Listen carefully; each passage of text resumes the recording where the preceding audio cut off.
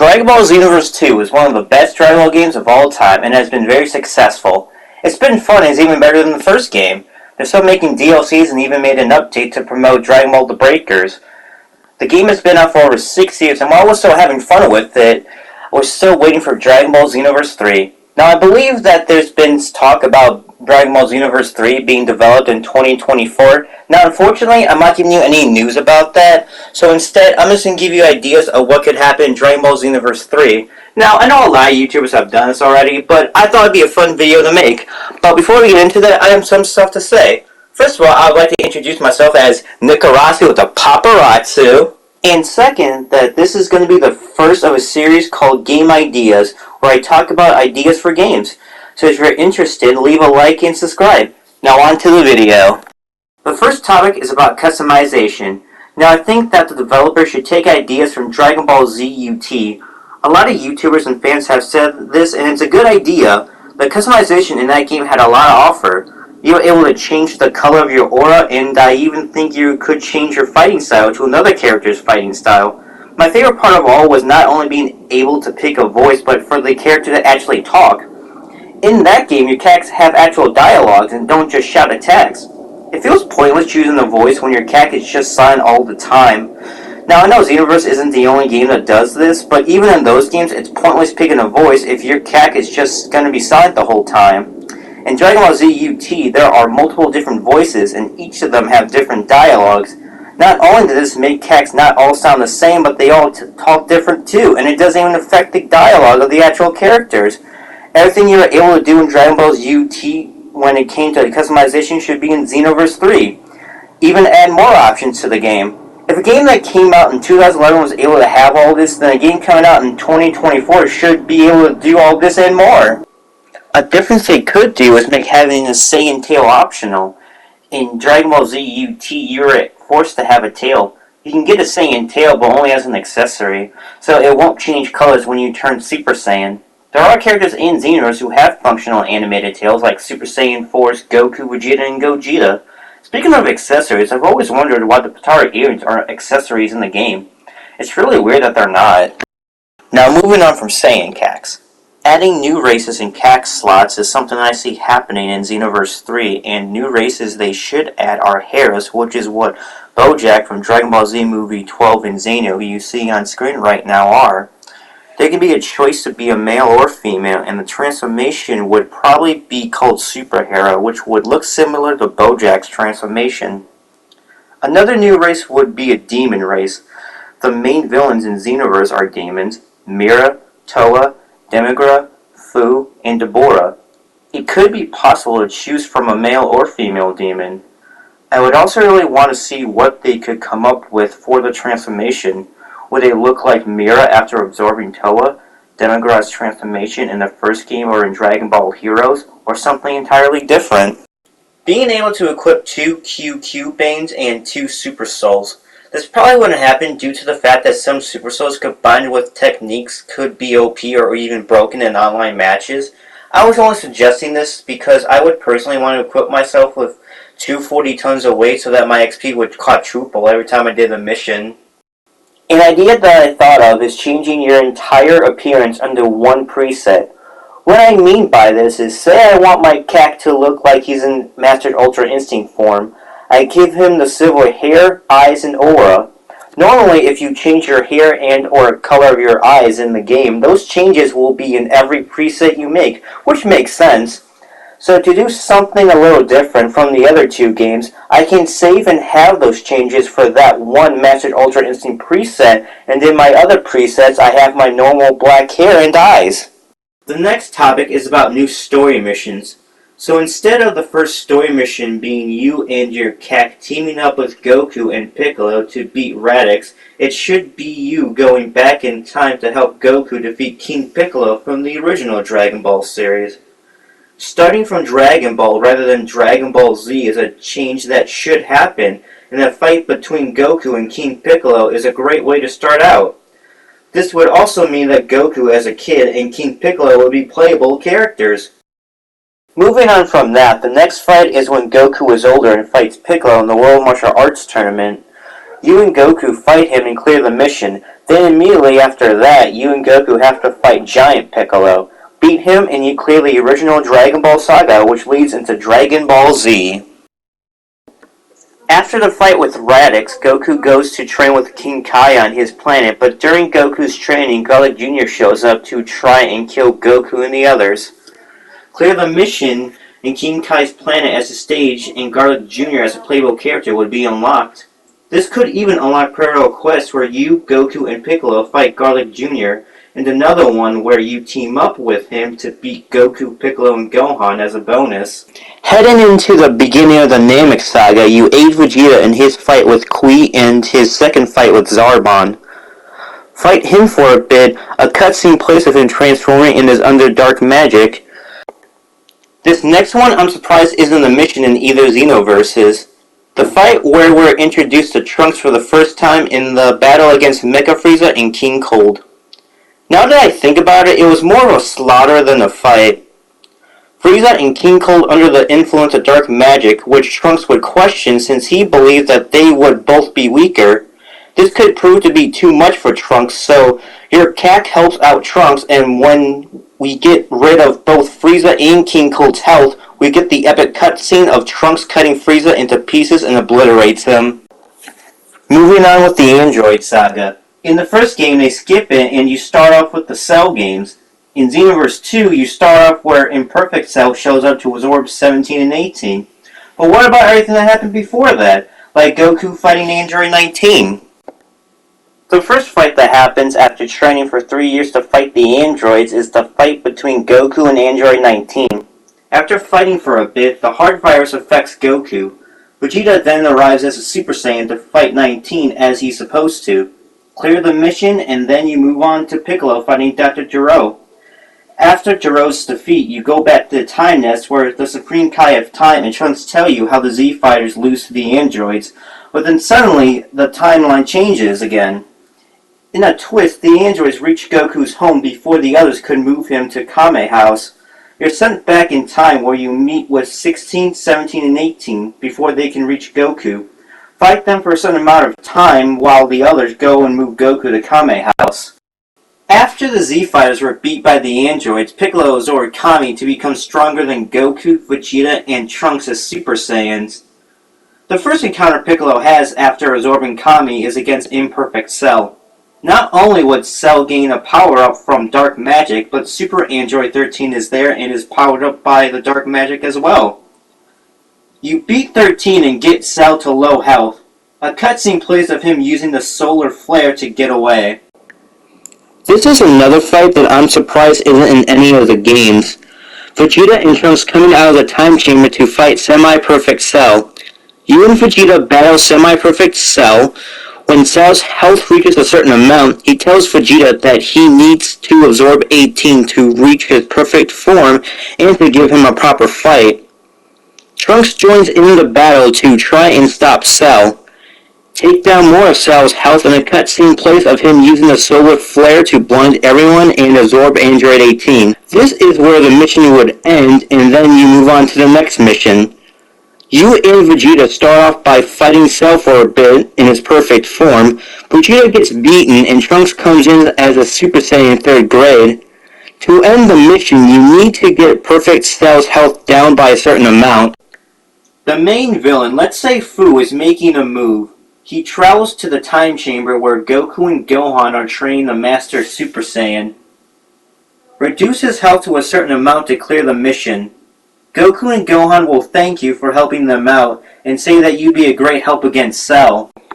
Now moving on to the Buu Saga. The Supreme Kai of Time and Trunks tell you that 7 years have passed since the Cell games and that Gohan didn't keep up with his training.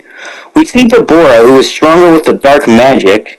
He overpowers and kills Gohan, as well as Goku, Vegeta, and the Supreme Kai. You travel back in time to help Gohan fight Deborah. Later in the Buu Saga, Vegeta battles against Buuhan. Like in the actual timeline, Vegeta is overpowering Buuhan.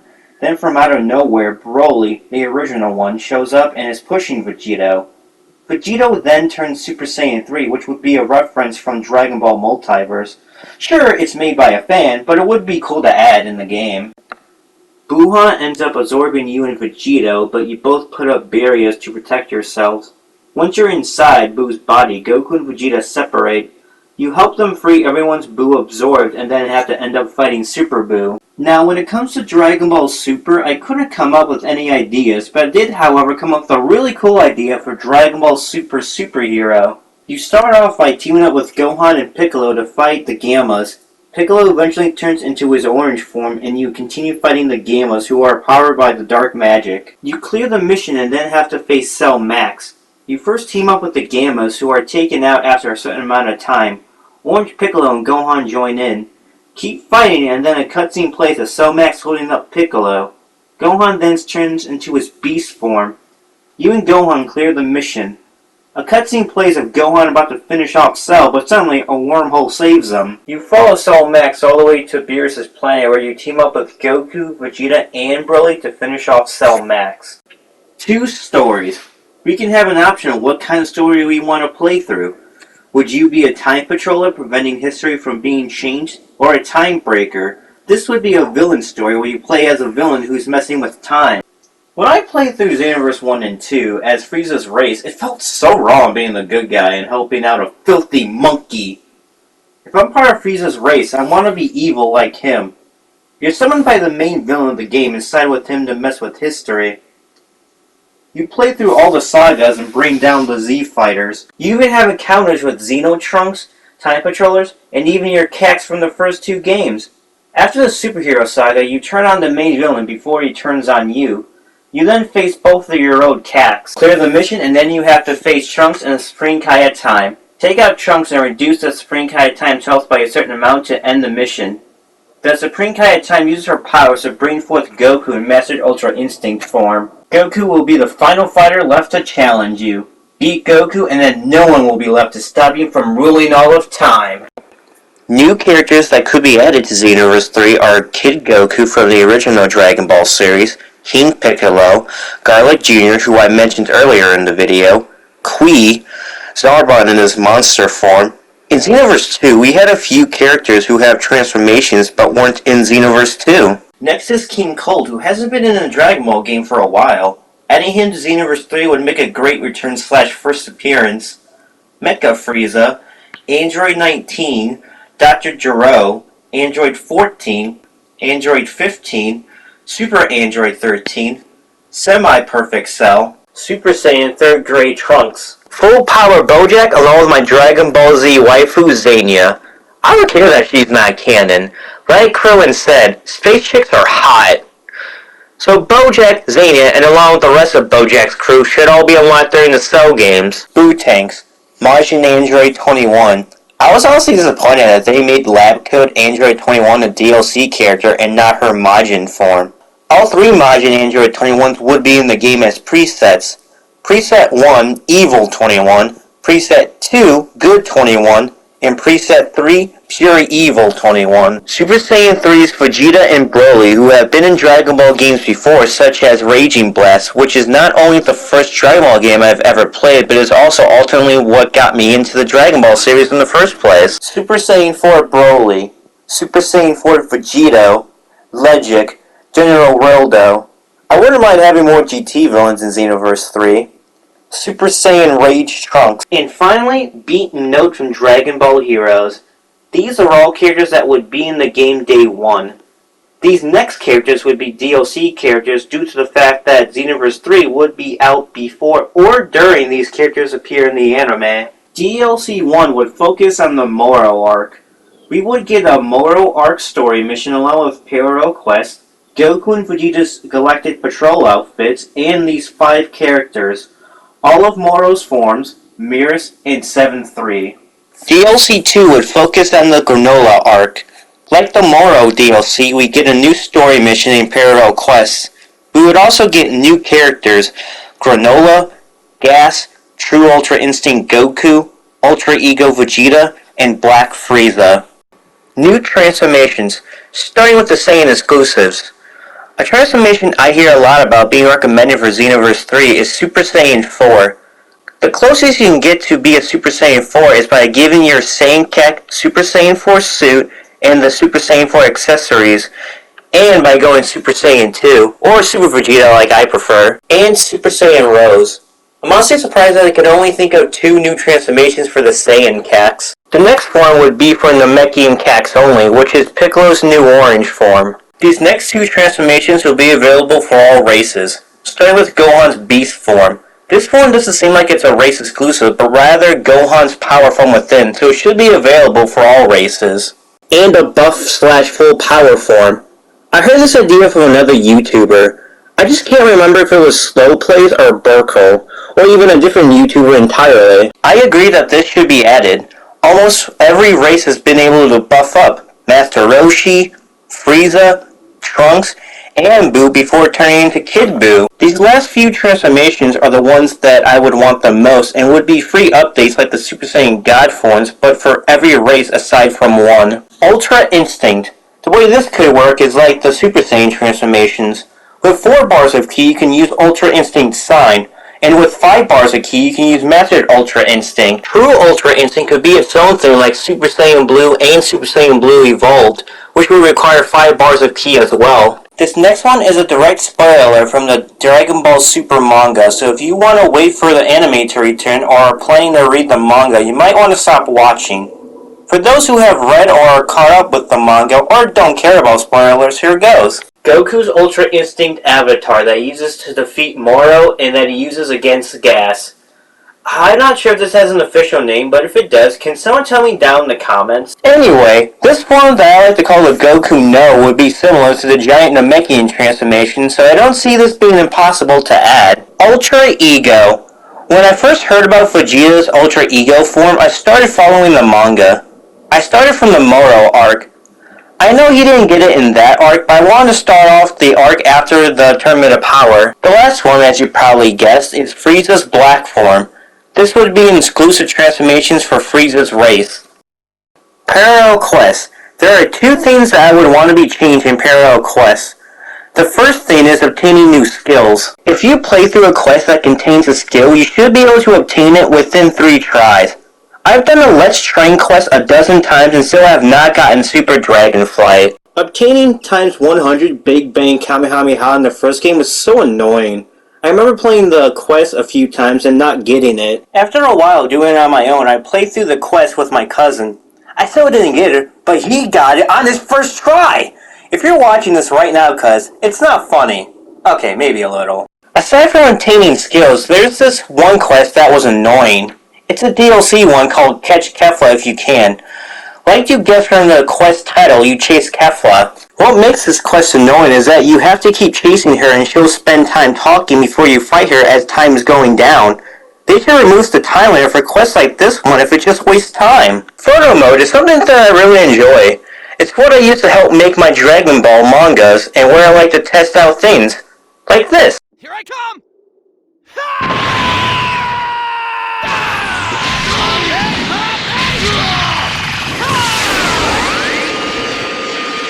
Here I come!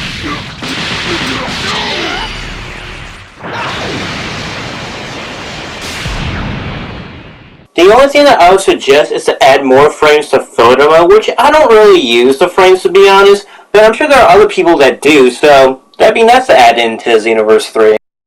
Removing all tutorials from story. When you play through the story, you have to play through the tutorials, which is fine the first time, but you have to do tutorials every time you play through story as different races. I've had to do this over 20 times. I mean, playing through the story 20 times is definitely on me, that's my fault. But I don't want to keep doing tutorials every time I make a new character. The last thing that I want to talk about is being transformed in cutscenes. One of my favorite parts of Xenoverse was that I could be a Super Saiyan during the cutscene. They completely removed that in Xenoverse 2. Some forms I can understand being difficult or impossible to add to cutscenes, like the Giant form in Flying Nimbus, but all others could work, especially since Cax Super Saiyans were shown in the cutscenes in the first game. Now that covers everything I wanted to talk about. What did you think of my ideas? Do you agree with them? Do you disagree with them? Do you see some stuff that I said being added to Xenoverse 3? Let me know what you thought down in the comments. If you enjoyed this video, then you'll enjoy my next video of game ideas, which is going to be about a Naruto game similar to Xenoverse. Be sure to subscribe, like, and turn on notifications. Until then, take care everyone.